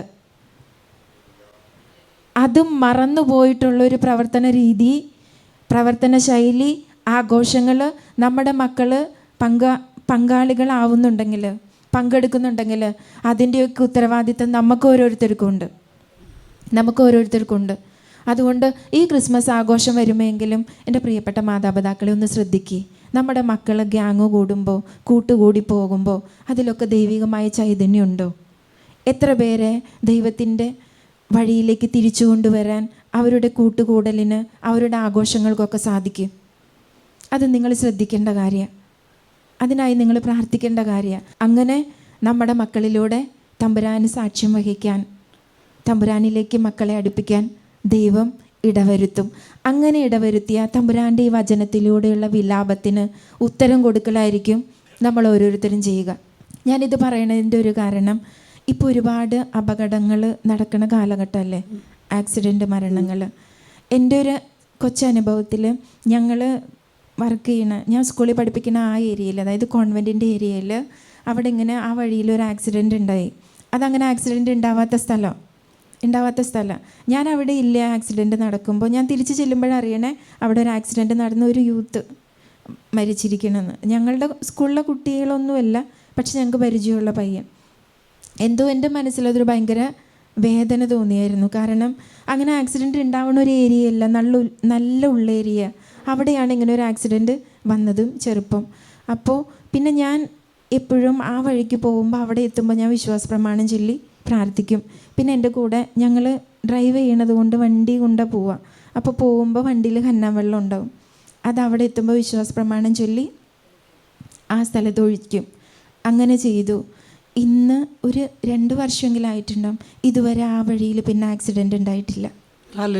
ഇതുവരെ തമ്പുരാൻ ആ ഏരിയ ആക്സിഡൻ്റ് ഇല്ലാതെ സംരക്ഷിച്ചിട്ടുണ്ട്. നോക്കി, കോട്ട പണിയാൻ, കോട്ടയുടെ ഉള്ളിൽ ഒരുങ്ങിയിരിക്കാൻ കയറാൻ തയ്യാറുള്ളവരുണ്ടെങ്കിലില്ലേ, അവരുടെ മനസ്സിലേക്ക് ദൈവത്തിൻ്റെ പരിശുദ്ധാത്മാവ് ഇങ്ങനെ ഇടും. ഒരു ദേശത്തിൻ്റെ തിന്മ, ഒരു ദേശത്തെ പിശാച് ഒരുക്കി വെച്ചിരിക്കുന്ന കെണികൾ അത് മുൻകൂട്ടി ഇട്ട് തരും. അങ്ങനെ നമ്മൾ പ്രാർത്ഥിച്ചാൽ നമുക്ക് ആ ദേശത്തെ രക്ഷിക്കാൻ പറ്റും. ഇങ്ങനെ കോട്ടയ്ക്കുള്ളിൽ കയറാനാണ് നമ്മളോട് പറയണേ. ഇതാ ദൈവത്തിൻ്റെ പരിശുദ്ധാത്മാവ് കാലഘട്ടത്തിനനുസരിച്ച് നമ്മളോട് ആവശ്യപ്പെടുന്ന കാര്യം. അത് നമ്മൾ ചെയ്യണം. അപ്പം നമ്മുടെ മക്കൾക്ക് അങ്ങനെ പറഞ്ഞു കൊടുക്കണം. അങ്ങനെ പ്രാർത്ഥിക്കാൻ. പിന്നെ അതവിടെ നടക്കില്ല. ഇതുവരെ ദൈവത്തിൻ്റെ അനുഗ്രഹം കൊണ്ട് അവിടെ ഉണ്ടായിട്ടില്ല. ഇപ്പോഴും ആ വഴിക്ക് പാസ് ചെയ്യുമ്പോൾ അറിയാതെ എൻ്റെ മനസ്സിൽ ആ പ്രാർത്ഥന വരും. അപ്പോൾ എവിടെ ഇങ്ങനത്തെ തിന്മയുടെ മേഖലകളുണ്ടോ, അപകട മരണങ്ങളൊക്കെ ഉണ്ടോ, അവിടെയൊക്കെ കോട്ട പണിയാൻ നമ്മളെ തമ്പുരാൻ വിളിക്കുന്നുണ്ട്. അത് നമുക്ക് ചെയ്യാൻ പറ്റും. അപ്പോൾ നമ്മൾ പ്രാർത്ഥിക്കണം, പ്രാർത്ഥിച്ച് ഒരുങ്ങണം. നിങ്ങൾ തന്നെ എനിക്ക് തന്ന മറുപടിയാണ് കോട്ടയ്ക്കുള്ളിൽ കയറുക എന്ന് പറഞ്ഞാൽ പ്രാർത്ഥിക്കുക എന്നതാണെന്ന്. നമ്മൾ കാണുന്ന ഇടങ്ങളിൽ, നമ്മൾ ഇടപഴകുന്ന മക്കളിൽ ഏതൊക്കെ മേഖലകളാണോ തിന്മയുടെ ഉള്ളത് അത് തിരിച്ചറിയാൻ, അത് മനസ്സിലാക്കാൻ ദൈവത്തിൻ്റെ പരിശുദ്ധാത്മാവ് നമ്മളെ സഹായിക്കും. നമ്മൾ പ്രാർത്ഥനയാകുന്ന കോട്ടയ്ക്കുള്ളിൽ കയറിയിരുന്നിട്ടുണ്ടെങ്കിൽ അങ്ങനെ സഹായിക്കുമ്പോൾ ചിലപ്പോൾ വ്യക്തികളാവാം. ചില വ്യക്തികൾ നമ്മുടെ അടുത്ത് വരുമ്പോൾ, നമ്മളോട് സംസാരിക്കുമ്പോൾ, അല്ലെങ്കിൽ അവർ പാസ് ചെയ്ത് പോകുമ്പോൾ ഇന്ന മേഖലയിൽ തിന്മയുടെ അരൂപി, അല്ലെങ്കിൽ നമ്മുടെ മനസ്സിന് പെട്ടെന്ന് അത് ശരിയായില്ലല്ലോ അങ്ങനെ തോന്നും. അത്രയും തോന്നിയാൽ മതി. അതാണ് കോട്ടയ്ക്കുള്ളിൽ കയറണ മക്കളുടെ പ്രത്യേകത. ആ തോന്നണ സമയത്ത് പരിശുദ്ധാത്മാവിനെ അവരെ സമർപ്പിച്ച് പ്രാർത്ഥിച്ച ആ വ്യക്തികളിൽ അത് പരിശുദ്ധാത്മാവ് ഇടപെട്ടിട്ടുണ്ടാവും. ആ തിന്മയുടെ മേഖല ദൈവത്തിൻ്റെ ആധിപത്യം കൊണ്ടുവരാനായിട്ട് സാധിക്കും. ഇങ്ങനെ കോട്ട പണിയാനായിട്ടാണ് ദൈവം ഈ കാലഘട്ടത്തിൽ നമ്മളെ വിളിക്കണേ. നമ്മൾ എവിടെയും പോണ്ട, നമ്മുടെ വീട്ടിലിരുന്നാൽ മതി. എവിടെ കോട്ട പണിയണ്ടേ അത് പരിശുദ്ധാത്മാവ് നമ്മളെ കാണിച്ചു തരും. നമ്മൾ വീട്ടിലിരുന്ന ആ കോട്ട പ്രാർത്ഥനയിലൂടെ പണിതുകൊണ്ടിരുന്നാൽ മാത്രം മതി.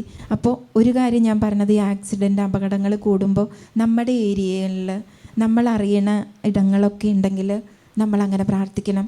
ആ വഴിക്ക് പോകുമ്പോൾ ആ സ്ഥലത്ത് തിരക്തം കൊണ്ട് കഴുകാൻ നമ്മൾ പ്രാർത്ഥിക്കണം. അങ്ങനെ പ്രാർത്ഥിച്ചാൽ ആ ഒരു തിന്മയുടെ മേഖലയിൽ ദൈവത്തിൻ്റെ ആധിപത്യം സ്ഥാപിക്കാൻ പറ്റും. അതായത് പരിശുദ്ധാത്മാവിന് കോട്ട പണിയാൻ പറ്റും നമ്മളിലൂടെ. ഇതേപോലെ ഈ 25-ാം തീയതി ക്രിസ്മസ് ആഘോഷത്തിന് കോട്ട പണിയുണ്ടോരാ നമ്മൾ. ക്രിസ്മസ് ആഘോഷം എവിടെ നടന്നാലും, ലോകത്തിൻ്റെ ഏത് ഭാഗത്ത് നടന്നാലും അത് ആത്മീയ ചൈതന്യം പകരുന്ന വിധത്തിലേ നടക്കാൻ പാടുള്ളൂ. നമ്മൾ കോട്ട പണിയണം. നമ്മൾ ആ കോട്ട പണിത് തുടങ്ങുമ്പോൾ ദൈവത്തിൻ്റെ പരിശുദ്ധാത്മാവ് അവിടെ ക്രമീകരിക്കും. ജ്ഞാനത്തിൻ്റെ പുസ്തകത്തിൽ പറയുന്നുണ്ട് 1:7 ദൈവത്തിൻ്റെ ആത്മാവ് കൊണ്ട് ലോകം മുഴുവൻ നിറഞ്ഞിരിക്കുന്നു. ലോകം മുഴുവൻ നിറഞ്ഞിരിക്കുന്ന ദൈവത്തിൻ്റെ പരിശുദ്ധാത്മാവിന് പ്രവർത്തിക്കാൻ പറ്റാതെ പോണത് നമ്മളൊന്നും കോട്ട പണിയാത്തത് കൊണ്ടാണ്. കോട്ടയ്ക്കുള്ളിൽ കയറാൻ പറ്റാത്തത് കൊണ്ടാണ്. അതിൻ്റെ ഉള്ളിൽ കയറാൻ പറ്റുന്ന ഒരാളുണ്ടെങ്കിലില്ലേ പരിശുദ്ധാത്മാവ് അവിടെ കോട്ട പണിതിരിക്കും. അതുകൊണ്ട് ഈ ക്രിസ്മസ് ആഘോഷത്തിന് കോട്ട പണിയേണ്ട ഉത്തരവാദിത്വം നമ്മുടേതാണ്. തമ്പുരാൻ്റെ ഈ വേദനയ്ക്കുള്ളൊരു ഉത്തര, ഒരു ദേശത്തെ രക്ഷിക്കാൻ, ആ ദേശത്തെ കോട്ട പണിയാനായിട്ട് നമ്മൾ തയ്യാറാവുക എന്നുള്ളത്, അതോടൊപ്പം നമ്മുടെ യുവജനങ്ങളെ തയ്യാറാക്കുക എന്നുള്ളത്. ഇനി ഈ കോട്ട പണിയിൽ നമ്മുടെ തലമുറകളെ രക്ഷിക്കാൻ നമുക്ക് ചെയ്യാൻ പറ്റും ഇല്ലേ, പ്രാർത്ഥനയിലൂടെ. ഇനി നമ്മുടെയൊക്കെ കുടുംബങ്ങൾക്ക് ഏതെങ്കിലും മേഖലയിൽ, സാമ്പത്തിക മേഖലയിലോ അല്ലെങ്കിൽ രോഗത്തിൻ്റെ അവസ്ഥയിലൊക്കെ തമ്പുരാൻ തകർച്ചകൾ അനുവദിച്ചിട്ടുണ്ടെങ്കിൽ അത് ഈ കോട്ട പണിയാൻ വേണ്ടിയിട്ട് അനുവദിച്ചേക്കണതാ. തമ്പുരാൻ ആ ഒരു തലമുറയെ രക്ഷിക്കാൻ കോട്ട പണിയാൻ ആരെങ്കിലും ഉണ്ടോ എന്ന് അന്വേഷിച്ചിട്ട് നമ്മളെ ആയിരിക്കും ചിലപ്പോൾ കണ്ടിട്ടുണ്ടാവുക. അതുകൊണ്ടായിരിക്കും ഇപ്പോൾ നമ്മൾ സഹനത്തിൻ്റെ അവസ്ഥയിലൂടെ കടന്നു പോകുന്നത്. യേശുവേ നന്ദി, യേശുവേ നന്ദി, യേശുവേ സ്തുതി, ഹല്ലേലൂയ, ഹല്ലേലൂയ, ഹല്ലേലൂയ. അപ്പോൾ അതുപോലെ നമ്മുടെ തലമുറയിൽ, നമ്മുടെ കുടുംബത്തിൽ ഇപ്പോൾ നമ്മൾ കടന്നു പോയിക്കൊണ്ടിരിക്കുന്ന അവസ്ഥകൾ, ആ അവസ്ഥകളിൽ കോട്ട പണിയാനായിട്ടാണ് ദൈവം അനുവദിച്ചത്. അതുകൊണ്ട് അത് നമ്മുടെ ഓരോരുത്തരുടെയും കടമയാണ്. അവിടെ പ്രാർത്ഥനയിലൂടെ, ത്യാഗത്തിലൂടെ, ചെറുതാവലിലൂടെയൊക്കെ കോട്ട പണിയുക എന്നുള്ളത്. അതോടൊപ്പം തന്നെ ഈ പ്രമാണ ലംഘനങ്ങൾ വഴി, ഇപ്പോൾ 1-ാം പ്രമാണ ലംഘനം, ഇപ്പോൾ ഇവിടെ വരുന്നവർക്കാണെങ്കിൽ അതിനെക്കുറിച്ച് അച്ഛൻ കറക്റ്റായിട്ട് കാര്യങ്ങൾ പറഞ്ഞു തരുന്നുണ്ട്, ഏതൊക്കെ കാര്യങ്ങളാണ് എങ്ങനെ ശ്രദ്ധിക്കേണ്ടതെന്ന്. ഇങ്ങനെ എന്തെങ്കിലുമൊക്കെ നമ്മുടെ തലമുറകളിൽ വന്നു പോയിട്ടുണ്ടെങ്കിൽ ആ ദേശത്തെ രക്ഷിക്കാൻ, ആ കുടുംബത്തെ രക്ഷിക്കാൻ തമ്പുരാൻ കോട്ട പണിയാനായിട്ട് നമ്മളെ ആയിരിക്കും ചിലപ്പോൾ തിരഞ്ഞെടുത്തിട്ടുണ്ടാവാം. ദൈവം കോട്ട പണിതത് ചെറുതായി സഹനത്തിൻ്റെ മാർഗം സ്വീകരിച്ചുകൊണ്ടാണ് അല്ലേ. അങ്ങനെയാണെങ്കിൽ എൻ്റെ തലമുറയ്ക്ക്, എൻ്റെ കുടുംബത്തിന്, എൻ്റെ മക്കൾക്ക് വേണ്ടി ഞാൻ കോട്ട പണിയേണ്ടതും സഹനം ഏറ്റെടുത്തത് കൊണ്ട് തന്നെയാണ്. അതിനു വേണ്ടി തമ്പുരാനാണ് നമുക്ക് സഹനം അനുവദിച്ചു തന്നത്. അതുകൊണ്ട് ആ സഹനം ഇങ്ങനെയൊരു ഇൻറ്റൻഷനിൽ, ഇങ്ങനെ ഒരു നിയോഗത്തിൽ സ്വീകരിക്കുമ്പോൾ അതൊരു കോട്ടപ്പണിയലാവും. ഇന്നല്ലെങ്കിൽ നാളെ ആ കോട്ടയിലൂടെ നമ്മുടെ തലമുറ, നമ്മുടെ മക്കൾ രക്ഷപ്പെടും. അത് തമ്പുരാൻ്റെ വചന. ആ ദേശത്തെ രക്ഷിക്കാൻ, കോട്ട പണിയാൻ, കോട്ടയിൽ വിള്ളലകറ്റാൻ ഒരാളെ ഞാൻ കണ്ടെടുത്തു. ആ കുടുംബത്തെ രക്ഷിക്കാൻ എന്നെ ആവാം, എൻ്റെ കുടുംബത്തെ ആവാം, അത് രോഗത്തിലൂടെ ആവാം, പ്രിയപ്പെട്ടവരെ വേർപാട് നൽകി ആ സഹനാവാം, സാമ്പത്തിക മേഖലയിലെ ആവാം. ഇങ്ങനെ ഏതൊക്കെ രീതിയിൽ ഞാനിപ്പോൾ സഹനത്തിലൂടെ കടന്നു പോകുന്നുണ്ടോ അതെൻ്റെ തലമുറയെ രക്ഷിക്കാൻ എന്നെ കോട്ടയ്ക്കുള്ളിലേക്ക് കയറ്റിയത് തമ്പുരാൻ. അതുകൊണ്ട് അറിഞ്ഞ ആ കോട്ടയ്ക്കുള്ളിൽ നമ്മൾ കയറണം. അപ്പോഴാണ് ദൈവത്തിന് സമയത്തിൻ്റെ പൂർത്തിയിൽ നമ്മുടെ തലമുറയെ രക്ഷിക്കാനായിട്ട് പറ്റുള്ളൂ, നമ്മുടെ ലോകത്തെ രക്ഷിക്കാനായിട്ട് പറ്റുള്ളൂ. അപ്പോൾ എപ്പോഴും ദൈവം അനുവദിച്ച് തരുന്നതെല്ലാം നന്മയ്ക്കാണ്. റോമ 8:28 തിരുവചനം നമുക്കറിയാം. അതേപോലെ തന്നെ നമ്മൾ കടന്നുപോയിക്കൊണ്ടിരിക്കുന്ന ഓരോ ജീവിത സാഹചര്യങ്ങളും അതും നന്മയ്ക്കാണ്. ദൈവത്തിൻ്റെ നന്മ എന്ന് പറഞ്ഞാൽ ആ ദേശത്തെ, ആ കുടുംബത്തെ, ആ വ്യക്തിയെ രക്ഷിക്കാൻ. ബോധപൂർവം നമ്മൾക്ക് ത്യാഗം ചെയ്ത് പ്രാർത്ഥിക്കാൻ എളുപ്പമാണ് അല്ലേ? ഫാസ്റ്റിംഗ് എടുക്കാൻ, ഉപവാസം എടുക്കാൻ എളുപ്പമാണ്, എളിമപ്പെടാൻ അതൊക്കെ നമുക്ക് എളുപ്പമാണ്. പക്ഷേ നമ്മൾ ആഗ്രഹിക്കാത്ത സമയത്ത് സഹനത്തിൻ്റെ ഉള്ളിലേക്ക് നമ്മളെ കടത്തി വിടുമ്പോൾ, സാമ്പത്തിക മേഖലയിൽ ഒരു പ്രതിസന്ധി തരുമ്പോൾ, ഇത്ര നാൾ പ്രാർത്ഥിച്ച് നമ്മളൊന്നാവില്ലേ അപ്പോൾ അല്ലേ? ഞാൻ ഇത്രയും പ്രാർത്ഥിച്ചിട്ട് എനിക്ക് ഇങ്ങനെ തന്നെ, എത്ര നാളായി കണ്ണീരൊഴുക്കണം, എൻ്റെ മകൻ ഇങ്ങനെ, എൻ്റെ മകൾ ഇങ്ങനെ, അല്ലെങ്കിൽ ജോലിയില്ല, അവർക്കൊന്നും കിട്ടിയിട്ടില്ല അല്ലേ? അപ്പോൾ നമ്മുടെ പ്രാർത്ഥനയുടെ ഇൻറ്റൻഷന് മാറിപ്പോണ്. തമ്പുരാൻ്റെ ഉദ്ദേശം ഇത്രയേ ഉള്ളൂ, ആ കുടുംബത്തെ രക്ഷിക്കാൻ കോട്ടയ്ക്കുള്ളിൽ കയറ്റിയിരിക്കുന്നതാണ്, ആ ദേശത്തെ രക്ഷിക്കാൻ, എൻ്റെ മകനെ മകളെ രക്ഷിക്കാൻ വേണ്ടി. അതാ ദൈവത്തിൻ്റെ നിയോഗം. പക്ഷെ നമ്മുടെ നിയോഗം എന്താ? പ്രാർത്ഥനയ്ക്ക് വരുമ്പോൾ, പ്രാർത്ഥിക്കുമ്പോൾ, ജപമാല ചൊല്ലുമ്പോഴൊക്കെ നമ്മുടെ നിയോഗം നമ്മുടെ കാര്യസാധ്യങ്ങൾ. അങ്ങനെ നിയോഗം വരുമ്പോഴാണ് ഇത് നടക്കാതെ ആവുമ്പോൾ നമ്മൾ തിരിഞ്ഞ് ചിന്തിക്കാൻ തുടങ്ങുക. ദൈവം ഒരിക്കലും ആഗ്രഹിക്കണില്ല ആ തിരിഞ്ഞ് ചിന്തിക്കൽ കേട്ടോ, ഒരിക്കലും ആഗ്രഹിക്കണില്ല. കാരണം തമ്പുരാൻ്റെ ലക്ഷ്യം ഏറ്റവും വലുതാണ്. അതായത് ഒരു തലമുറയെ മുഴുവൻ പാപത്തിൻ്റെ പിടിയിൽ നിന്ന് രക്ഷപ്പെടുത്താൻ ദൈവം തൻ്റെ പുത്രനെ അയച്ചതിൽ പങ്കാളികളാക്കിയിരിക്കുക നമ്മളെ ഓരോരുത്തരെയും, ഓരോ കുടുംബത്തെയും, ഓരോ വ്യക്തികളെയും. അപ്പോൾ ആ പങ്കാളിയായവർ പരാതി പറഞ്ഞോല്ലോ. അങ്ങനെയാണെങ്കിൽ നമ്മുടെ തമ്പുരാൻ പരാതി പറഞ്ഞിരുന്നെങ്കിലോ, ഇങ്ങനെ ജനിക്കാൻ പറ്റില്ല എന്ന് പറഞ്ഞാൽ എങ്ങനെ ഉണ്ടാവുമായിരുന്നു? രക്ഷപ്പെടുമായിരുന്നോ? നമ്മൾ രക്ഷപ്പെടുമായിരുന്നോ? ഇല്ല. തമ്പുരാന് അനുവദിച്ച് കിട്ടിയതെല്ലാം ഈശോ അതങ്ങനെ സ്വീകരിച്ചു. അത് പിതാവിൻ്റെ ഹിതമാണ്, ലോകത്തിൻ്റെ രക്ഷയാണ്. ഇപ്പോഴുള്ള മക്കളല്ല, ഇനി ഈ ഭൂമുഖത്ത് എത്ര മക്കൾ ജീവിക്കാനുണ്ടോ അവരെയൊക്കെ രക്ഷപ്പെടുത്തണമെങ്കിൽ ഞാൻ മനുഷ്യരൂപം സ്വീകരിച്ച് ഭൂമിയിൽ അവതരിക്കണം. ഈ ചെറുതായ മാതൃക കൊടുക്കണം. തമ്പുരാൻ അറിയായിരുന്നു മാതൃകയിൽ കൂടെ മാത്രമേ മക്കളെ രക്ഷിക്കാൻ പറ്റുള്ളൂ, അവരത് കണ്ട് പഠിക്കണം എന്ന് ആഗ്രഹിച്ചിട്ടുണ്ടായിരുന്നു. അതുകൊണ്ട് തന്നെ തമ്പുരാൻ ദൈവത്തിൻ്റെ സാദൃശ്യത്തിലായിരുന്നിട്ടും മനുഷ്യരൂപം സ്വീകരിച്ച് ഭൂമിയിലേക്ക് വന്ന് നമ്മെ ഓരോരുത്തരെയും രക്ഷിച്ചത്. അതിൻ്റെ ഓർമ്മകളൊക്കെ നമ്മൾ ആഘോഷിച്ചു കൊണ്ടുപോകും. ക്രിസ്മസ് ആയിട്ടും ഈസ്റ്ററായിട്ടും പെരുന്നാളുകളായിട്ടും എല്ലാം വിശുദ്ധരുടെ ഓർമ്മയൊക്കെയാണ് നമ്മൾ ഭയങ്കര ആഘോഷമാക്കണതല്ലേ. ഇതിൽ ദൈവികമായ ചൈതന്യം ഉണ്ടോ എന്നുള്ളത് നമ്മൾ ചിന്തിക്കണം എന്ന് മാത്രമല്ല, കാണുമ്പോൾ തന്നെ നമുക്കറിയാൻ പറ്റും എത്രമാത്രം ദൈവിക ചൈതന്യം ഉണ്ടെന്ന്. അപ്പോൾ എപ്പോഴും നമ്മുടെ കുടുംബത്തിൽ ഒരു നിസ്സാരമായ ആഘോഷമായാൽ പോലും അതിൽ ദൈവികമായ ചൈതന്യം ഇല്ലെങ്കിൽ പിന്നെ എന്ത് സാക്ഷിയാണ് നമ്മൾ ലോകത്തിന് മുൻപിൽ കൊടുക്കണേ? എന്ത് സാക്ഷി കൊടുക്കണേ? ഇന്ന് കുർബാന സ്വീകരണങ്ങളൊക്കെ കല്യാണം നടത്തുന്നേക്കാൾ ആഘോഷമാണ്. ആഘോഷങ്ങളോട് എനിക്കൊരു വിയോജിപ്പില്ല കേട്ടോ, ആഘോഷങ്ങൾ നടത്താം. പക്ഷേ അതിൽ ദൈവികമായ ചൈതന്യം എത്രത്തോളം ഉണ്ട്? ഇപ്പോൾ ഒരു മകനോ മകളോ കുർബാന സ്വീകരിക്കുക, ഈശോനെ ആദ്യമായിട്ട് സ്വീകരിക്കുക. അപ്പോൾ മാതാപിതാക്കൾ എത്ര ത്യാഗം ചെയ്ത് പ്രാർത്ഥിക്കണം അവർക്ക് വേണ്ടി അല്ലേ? അത്രയും ത്യാഗം ചെയ്ത് പ്രാർത്ഥിച്ച് മക്കളെ ഒരുക്കിയിട്ട് അന്നത്തെ ആഘോഷത്തിന് എന്താ കാണിക്കുക? ഗസ്റ്റിനെയൊക്കെ സ്വീകരിക്കാൻ വേണ്ടി നമ്മൾ നടത്തുന്ന കാര്യങ്ങൾ അതിലൂടെ തീർന്നില്ലേ നമ്മുടെ ആഘോഷത്തിൻ്റെ, നമ്മൾ ചെയ്ത ത്യാഗത്തിൻ്റെ ഫലമൊക്കെ? ഇന്ന് നമ്മുടെ എല്ലാം, പ്രത്യേകിച്ച് ക്രിസ്ത്യാനികളുടെ ഓരോ ആഘോഷങ്ങളുടെ പിന്നിലും എത്ര ത്യാഗങ്ങളുണ്ടോ അതെല്ലാം അന്നത്തെ ഒരു ആഘോഷത്തിൽ കളയും. 25 ദിവസം നോമ്പ് എടുത്തു, എന്നിട്ട് ആ ക്രിസ്മസിൻ്റെ അന്ന് ആ നോമ്പ് എടുത്തതെല്ലാം ഒരുമിച്ച് തീർക്കും അല്ലേ? ശരിക്കും ഇത് ഞാനിവിടെ പറയുന്നത്, അതിൽ പിശാച് ഒരുക്കി വെച്ച ഒരു കെണിയുണ്ട്. 25 ദിവസം നമ്മൾ ത്യാഗം ചെയ്തപ്പോൾ, നോമ്പെടുത്തപ്പോൾ, വിശുദ്ധ കുർബാന കണ്ടപ്പോൾ, ഈശോനെ സ്വീകരിച്ചപ്പോൾ, അന്നൊക്കെ നമ്മളിലേക്ക് ദൈവം വർഷിച്ച കൃപകൾ 25-ാമത്തെ ദിവസത്തിലെ ആഘോഷത്തിൽ നമ്മൾ തകർത്ത് കളയാ. പിന്നെ എങ്ങനെയാണ് തമ്പുരാൻ വേദനിക്കാതിരിക്കുക? തകർത്ത് കളയാ ഒറ്റ ആഘോഷത്തിൽ. അന്ന് ആഘോഷമായിട്ട് ഭക്ഷണം നന്നായിട്ട്, പിന്നെ കുപ്പികളൊക്കെ ഉള്ളിടത്ത് ഇല്ല, അത് ധാരാളമായിട്ടുണ്ടാവും. അത് കഴിഞ്ഞിട്ടൊരു സിനിമയ്ക്ക് പോക്കും. ഇതൊക്കെയല്ലേ ഇന്ന് സാധാരണ ചെയ്യുന്ന ആഘോഷങ്ങൾ. വേദനയോടുകൂടി ഇവിടെ നിന്ന് പറയണേ, 25 ദിവസം നമ്മൾ നേടിയെടുത്തതൊക്കെ ഒരൊറ്റ ദിവസം കൊണ്ട് കളയും, ആഘോഷത്തിൻ്റെ അന്നുകൊണ്ട് കളയും. ദൈവം സന്തോഷിച്ചു ഈ 25 ദിവസം, പക്ഷെ 25-ാമത്തെ ദിവസം ദൈവം സങ്കടപ്പെടും. അതേപോലെ നമ്മുടെ പള്ളികളിലെ തിരുനാളുകൾക്ക് മുമ്പൊക്കെ ധ്യാനവും കാര്യങ്ങളൊക്കെ വെച്ച് അച്ഛന്മാർ ഒരുപാട് ഒരുക്കും ഇടവക മക്കളെ. എന്നിട്ട് ആ തിരുനാൾ അങ്ങോട്ട് അടിച്ചു പൊളിക്കും. കഴിഞ്ഞില്ലേ? അത് കഴിഞ്ഞു. പിശാച് വലിയൊരു കെണിയാണ് നമ്മുടെ ആഘോഷങ്ങളിൽ ഒരുക്കിയിട്ടിരിക്കണേ. അത് തിരിച്ചറിയണം. നമ്മൾ ചെയ്യണ ത്യാഗങ്ങളൊക്കെ ഒറ്റയടിക്ക് കളയും. തമ്പുരാൻ അന്ന് ഒരുപാട് സങ്കടപ്പെടും.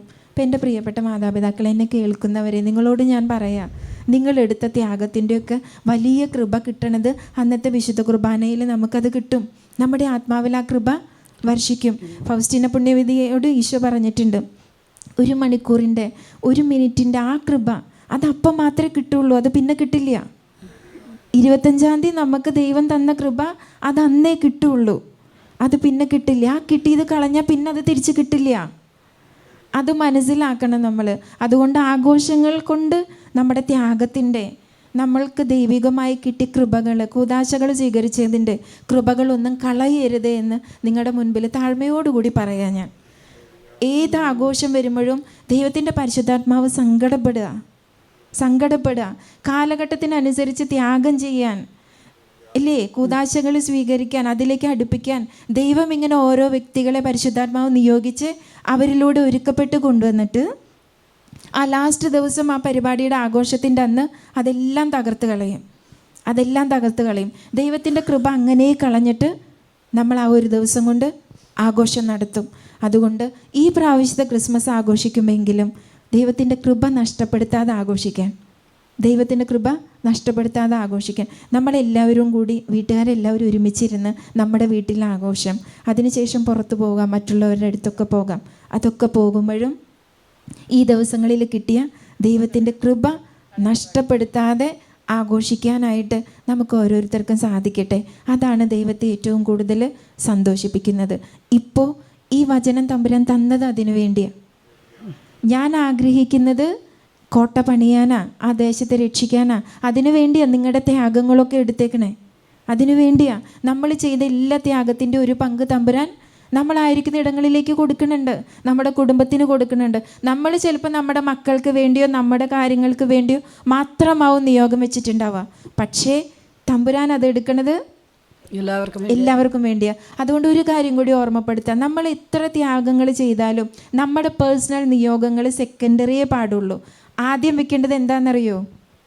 പരിശുദ്ധ അമ്മയുടെ വിമല ഹൃദയത്തിൻ്റെയും ഈശോയുടെ തിരുഹൃദയത്തിൻ്റെ നിയോഗങ്ങൾക്ക്. അതായിരിക്കണം നമ്മുടെ എല്ലാ ത്യാഗത്തിൻ്റെയും പ്രാർത്ഥനയുടെയും ലക്ഷ്യം. ഏറ്റവും ആദ്യത്തെ ലക്ഷ്യം അതാ. അങ്ങനെ നമ്മൾ പ്രാർത്ഥിക്കുമ്പോൾ പരിശുദ്ധ അമ്മ വഴി ആർക്കൊക്കെ ആവശ്യമുണ്ടോ അവർക്കൊക്കെ കൊടുക്കും. എവിടെ ആവശ്യം അവിടെ ദൈവം അത് കൊടുക്കും. അതുകൊണ്ട് നമ്മുടെ നിയോഗങ്ങളൊക്കെ എപ്പോഴും അങ്ങനെ ആയിരിക്കണം. പരിശുദ്ധ അമ്മയുടെ വിമല ഹൃദയത്തിനും ഈശോയുടെ തിരുഹൃദയത്തിൻ്റെയും നിയോഗങ്ങൾക്കെന്ന് പറഞ്ഞ് നമ്മുടെ അനുദിന ജീവിതത്തിൽ എല്ലാ കാര്യങ്ങളും നമ്മൾ സ്പെഷ്യലായിട്ട് ചെയ്യുന്നതും നമ്മൾ കൊടുത്തിട്ട് നമ്മുടെ മക്കളുടെ കാര്യം അവിടെ പറഞ്ഞാൽ മതി. അതിനു വേണ്ടി എന്ന് പറയണ്ട. അതൊക്കെ പരിശുദ്ധ അമ്മയുടെ വിമല ഹൃദയത്തിലുള്ള നിയോഗമാണ് അല്ലേ? ഈശോയുടെ തിരുഹൃദയത്തിലുള്ള നിയോഗമല്ലേ? ആണ്. എവിടെ ആവശ്യം ആ സമയത്ത് അവിടേക്ക് എടുത്ത് അത് ദൈവത്തിൻ്റെ പരിശുദ്ധാത്മാവ് വിതരണം ചെയ്യും.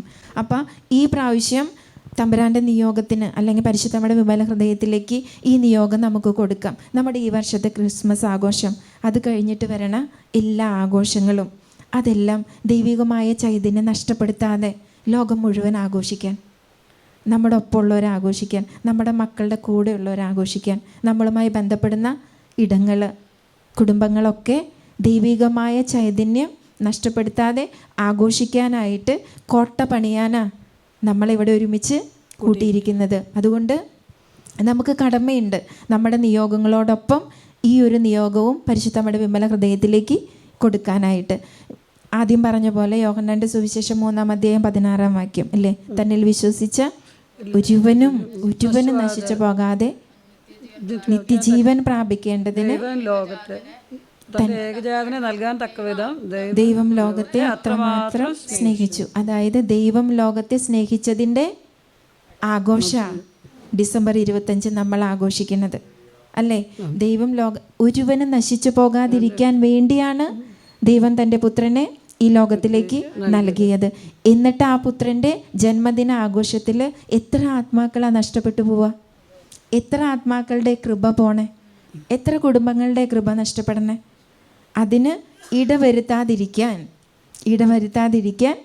കോട്ട പണിയാൻ, അല്ലെങ്കിൽ കോട്ടയ്ക്കുള്ളിൽ നിലയുറപ്പിക്കാൻ ഈ തിരുവചനത്തിലൂടെ ദൈവത്തിൻ്റെ പരിശുദ്ധാത്മാവ് നമ്മെ ഓർമ്മപ്പെടുത്തുന്നു. അപ്പം നമുക്ക് ആ നിയോഗം ഏറ്റെടുക്കാം. ഒപ്പം ഇനി ഈശോയുടെ പുൽക്കൂട്ടിലേക്ക് നമ്മൾ കടന്നു ചെന്നാൽ അവിടെയുള്ള എല്ലാവരും ഒരു തരത്തിൽ അല്ലെങ്കിൽ മറ്റൊരു തരത്തിൽ കോട്ടയ്ക്കുള്ളിൽ കയറിയവരല്ലേ. പരിശുദ്ധ അമ്മ കോട്ടയ്ക്കുള്ളിൽ കയറിയില്ലേ, ചെറുപ്പത്തിലേ തുടങ്ങി ദൈവത്തിൻ്റെ ആലയത്തിൽ വളർന്നേക്കണേ. ലോകത്തിൻ്റെ ഒരു സുഖങ്ങളും പരിശുദ്ധമ്മ അറിഞ്ഞിട്ടില്ല. കോട്ടയ്ക്കുള്ളിൽ കയറിയതാ പരിശുദ്ധമ്മ. ഔസ്യപിതാവ്, എത്രയോ സ്വപ്നങ്ങളുണ്ടായിരുന്ന ഔസ്യപിതാവ് കോട്ടയ്ക്കുള്ളിൽ കയറിയല്ലോ. ഇനി ആദ്യം ഈശോയെ സന്ദർശിച്ച ആട്ടിടയന്മാർ, അവരും അങ്ങനെയില്ലേ. അവർ ലോകമായിട്ട് ബന്ധമൊന്നുമില്ലാതെ ഉള്ള ഏരിയയിൽ തങ്ങളുടെ ആടുകളെ മേയിച്ച് അങ്ങനെ നടക്കണതാ. അവരും ഒരു കോട്ടയ്ക്കുള്ളിലുള്ളവരാ. ഇനി ജ്ഞാനികൾ സന്ദർശിക്കാൻ വന്നു, അവരും ലോകത്തിൻ്റെ രീതിയിൽ അവർ നടന്നിരുന്നെങ്കിൽ അവർക്ക് അങ്ങനെ ഒരു ദൈവിക വെളിപാട് കിട്ടുമായിരുന്നോ? കിട്ടില്ലായിരുന്നു. അപ്പം നോക്കി, ദൈവം കോട്ടയ്ക്കുള്ളിൽ കയറി ദൈവത്തോട് ബന്ധപ്പെട്ട് എല്ലാവരും കയറിയിട്ടുണ്ട്. അതുകൊണ്ടാണ് നമ്മൾ ക്രിസ്മസ് ആഘോഷിക്കാൻ ഇടവന്നത്. അങ്ങനെയാണെങ്കിൽ നമുക്ക് ഓരോരുത്തർക്കും കോട്ടയ്ക്കുള്ളിൽ കയറാനുള്ള വലിയൊരു കടമയുണ്ട്. എപ്പോഴും നമ്മുടെ കടമ നമ്മൾ നിറവേറ്റണം. കടമ നിറവേറ്റുമ്പോൾ ദൈവത്തിൻ്റെ മുൻപിൽ നമുക്ക് ധൈര്യപൂർവ്വം നിലനിൽക്കാം അല്ലേ. അത് വചനത്തിൽ അങ്ങനെയല്ലേ പറയണേ, എന്ത് ചെയ്താലും കടമ നിർവഹിച്ചതേ ഉള്ളൂ, ദാസന്മാരാണ് എന്ന് പറഞ്ഞ് നമ്മൾ നിൽക്കുമ്പോൾ നമ്മൾ എന്തൊക്കെ നിയോഗങ്ങൾ മനസ്സിൽ വിചാരിച്ചു അതെല്ലാം സാധിച്ചു കിട്ടും. അങ്ങനെ ദൈവത്തിൻ്റെ മുമ്പിൽ നിന്ന് അനുഗ്രഹങ്ങൾ വാങ്ങിയെടുക്കേണ്ട മക്കളാണ് നമ്മൾ. നമ്മുടെ കടമകൾ നിറവേറ്റി ഓരോ മണിക്കൂറിലും ഓരോ സമയത്തും ഓരോ സ്ഥലത്തും നമുക്കുള്ള കടമകൾ തിരിച്ചറിഞ്ഞ് അതെല്ലാം നിറവേറ്റി ദൈവത്തിൻ്റെ മുമ്പിൽ നിന്ന് ദാസരെ പോലെ നിന്ന് അനുഗ്രഹങ്ങൾ വാങ്ങാൻ വിളിക്കപ്പെട്ട മക്കളാണ് നമ്മൾ. അപ്പോൾ ഈ ക്രിസ്മസ് അങ്ങനെ അനുഗ്രഹങ്ങൾ വാങ്ങി ദൈവത്തിൻ്റെ മുൻപിലായിരിക്കാൻ നമ്മെ ഓരോരുത്തരെയും ദൈവം അനുഗ്രഹിക്കട്ടെ എന്ന് പ്രാർത്ഥിക്കുന്നു. ഒരിക്കൽ കൂടി നിങ്ങളുടെ മനസ്സിലേക്ക് ഞാൻ ഇട്ടു തരിക ഈ വചനം. ഞാൻ ആ ദേശത്തെ നശിപ്പിക്കാതിരിക്കേണ്ടതിന് കോട്ട പണിയാനോ കോട്ടയ്ക്കുള്ളിലെ വിള്ളലിൽ നിലയുറപ്പിക്കാനോ ഒരുവനെ അന്വേഷിച്ചു. അടുത്തത് ഞാൻ വായിക്കുന്നില്ല. ആരെയും കണ്ടെത്തിയില്ല എന്ന് പറയാൻ ഇടവരരുത്. നമ്മളെ കണ്ടെത്തിയിട്ടുണ്ടാവണം. ഈ ക്രിസ്മസ് ആഘോഷത്തിൽ തമ്പുരാന് വിള്ളലടയ്ക്കാൻ നമ്മൾ ഓരോരുത്തരും ഉണ്ടാവണം. ഇവിടെ നിന്ന് പറയണത് അത്രയും ഉള്ളിൽ തീ കയറിയിട്ടാ. എനിക്കറിയില്ല, ഞാൻ ഇവിടെ കയറി വന്നപ്പോൾ ഇങ്ങനെ മെസ്സേജ് ആക്കി തന്നതാ. അത് ദൈവം ആഗ്രഹിക്കുന്നത് കൊണ്ടാവും ഇങ്ങനെ ഒരു മെസ്സേജ് ഇതിലൂടെ തമ്പുരാൻ പറയിപ്പിച്ചത്. അല്ലാതെ ഇത്രയും കാര്യമായിട്ട് ഈ ആഘോഷകാര്യം എടുത്ത് പറയാനായിട്ട് ഇടവരില്ല. കാരണം നമ്മുടെ ആഘോഷങ്ങളിലൂടെ ഒരുപാട് ദൈവിക കൃപ നഷ്ടപ്പെട്ടു പോകുന്നുണ്ട്. നമ്മുടെ മക്കൾ ആരും തിരിച്ചറിയണില്ല, നമ്മളാരും തിരിച്ചറിയണില്ല. അതൊക്കെ ആഘോഷത്തിൻ്റെ ഭാഗമല്ലേ എന്ന് മാത്രമേ നമ്മൾ ചിന്തിക്കുന്നുള്ളൂ. പക്ഷെ ആഘോഷത്തിൻ്റെ ഭാഗമായിട്ട് നേടിയെടുത്ത കൃപ പിശാച് തട്ടിയെടുത്ത് കൊണ്ടുപോകുന്നത് തിരിച്ചറിയാത്തത് കൊണ്ട് പരിശുദ്ധാത്മാവ് നമ്മെ ഓർമ്മിപ്പിച്ച് തന്നതാണ് ഇത്. അപ്പോൾ ഒരിക്കൽ കൂടി എല്ലാവർക്കും ക്രിസ്മസിൻ്റെ മംഗളങ്ങൾ ഞാൻ നേരുന്നു. ഒപ്പം കോട്ട പണിയാൻ ഇത്രയും ആൾക്കാരെ കിട്ടിയ സന്തോഷവും എൻ്റെ മനസ്സിൽ ഉണ്ട്. യേശുവേ നന്ദി, യേശുവേ സ്തുതി, യേശുവേ മഹത്വം.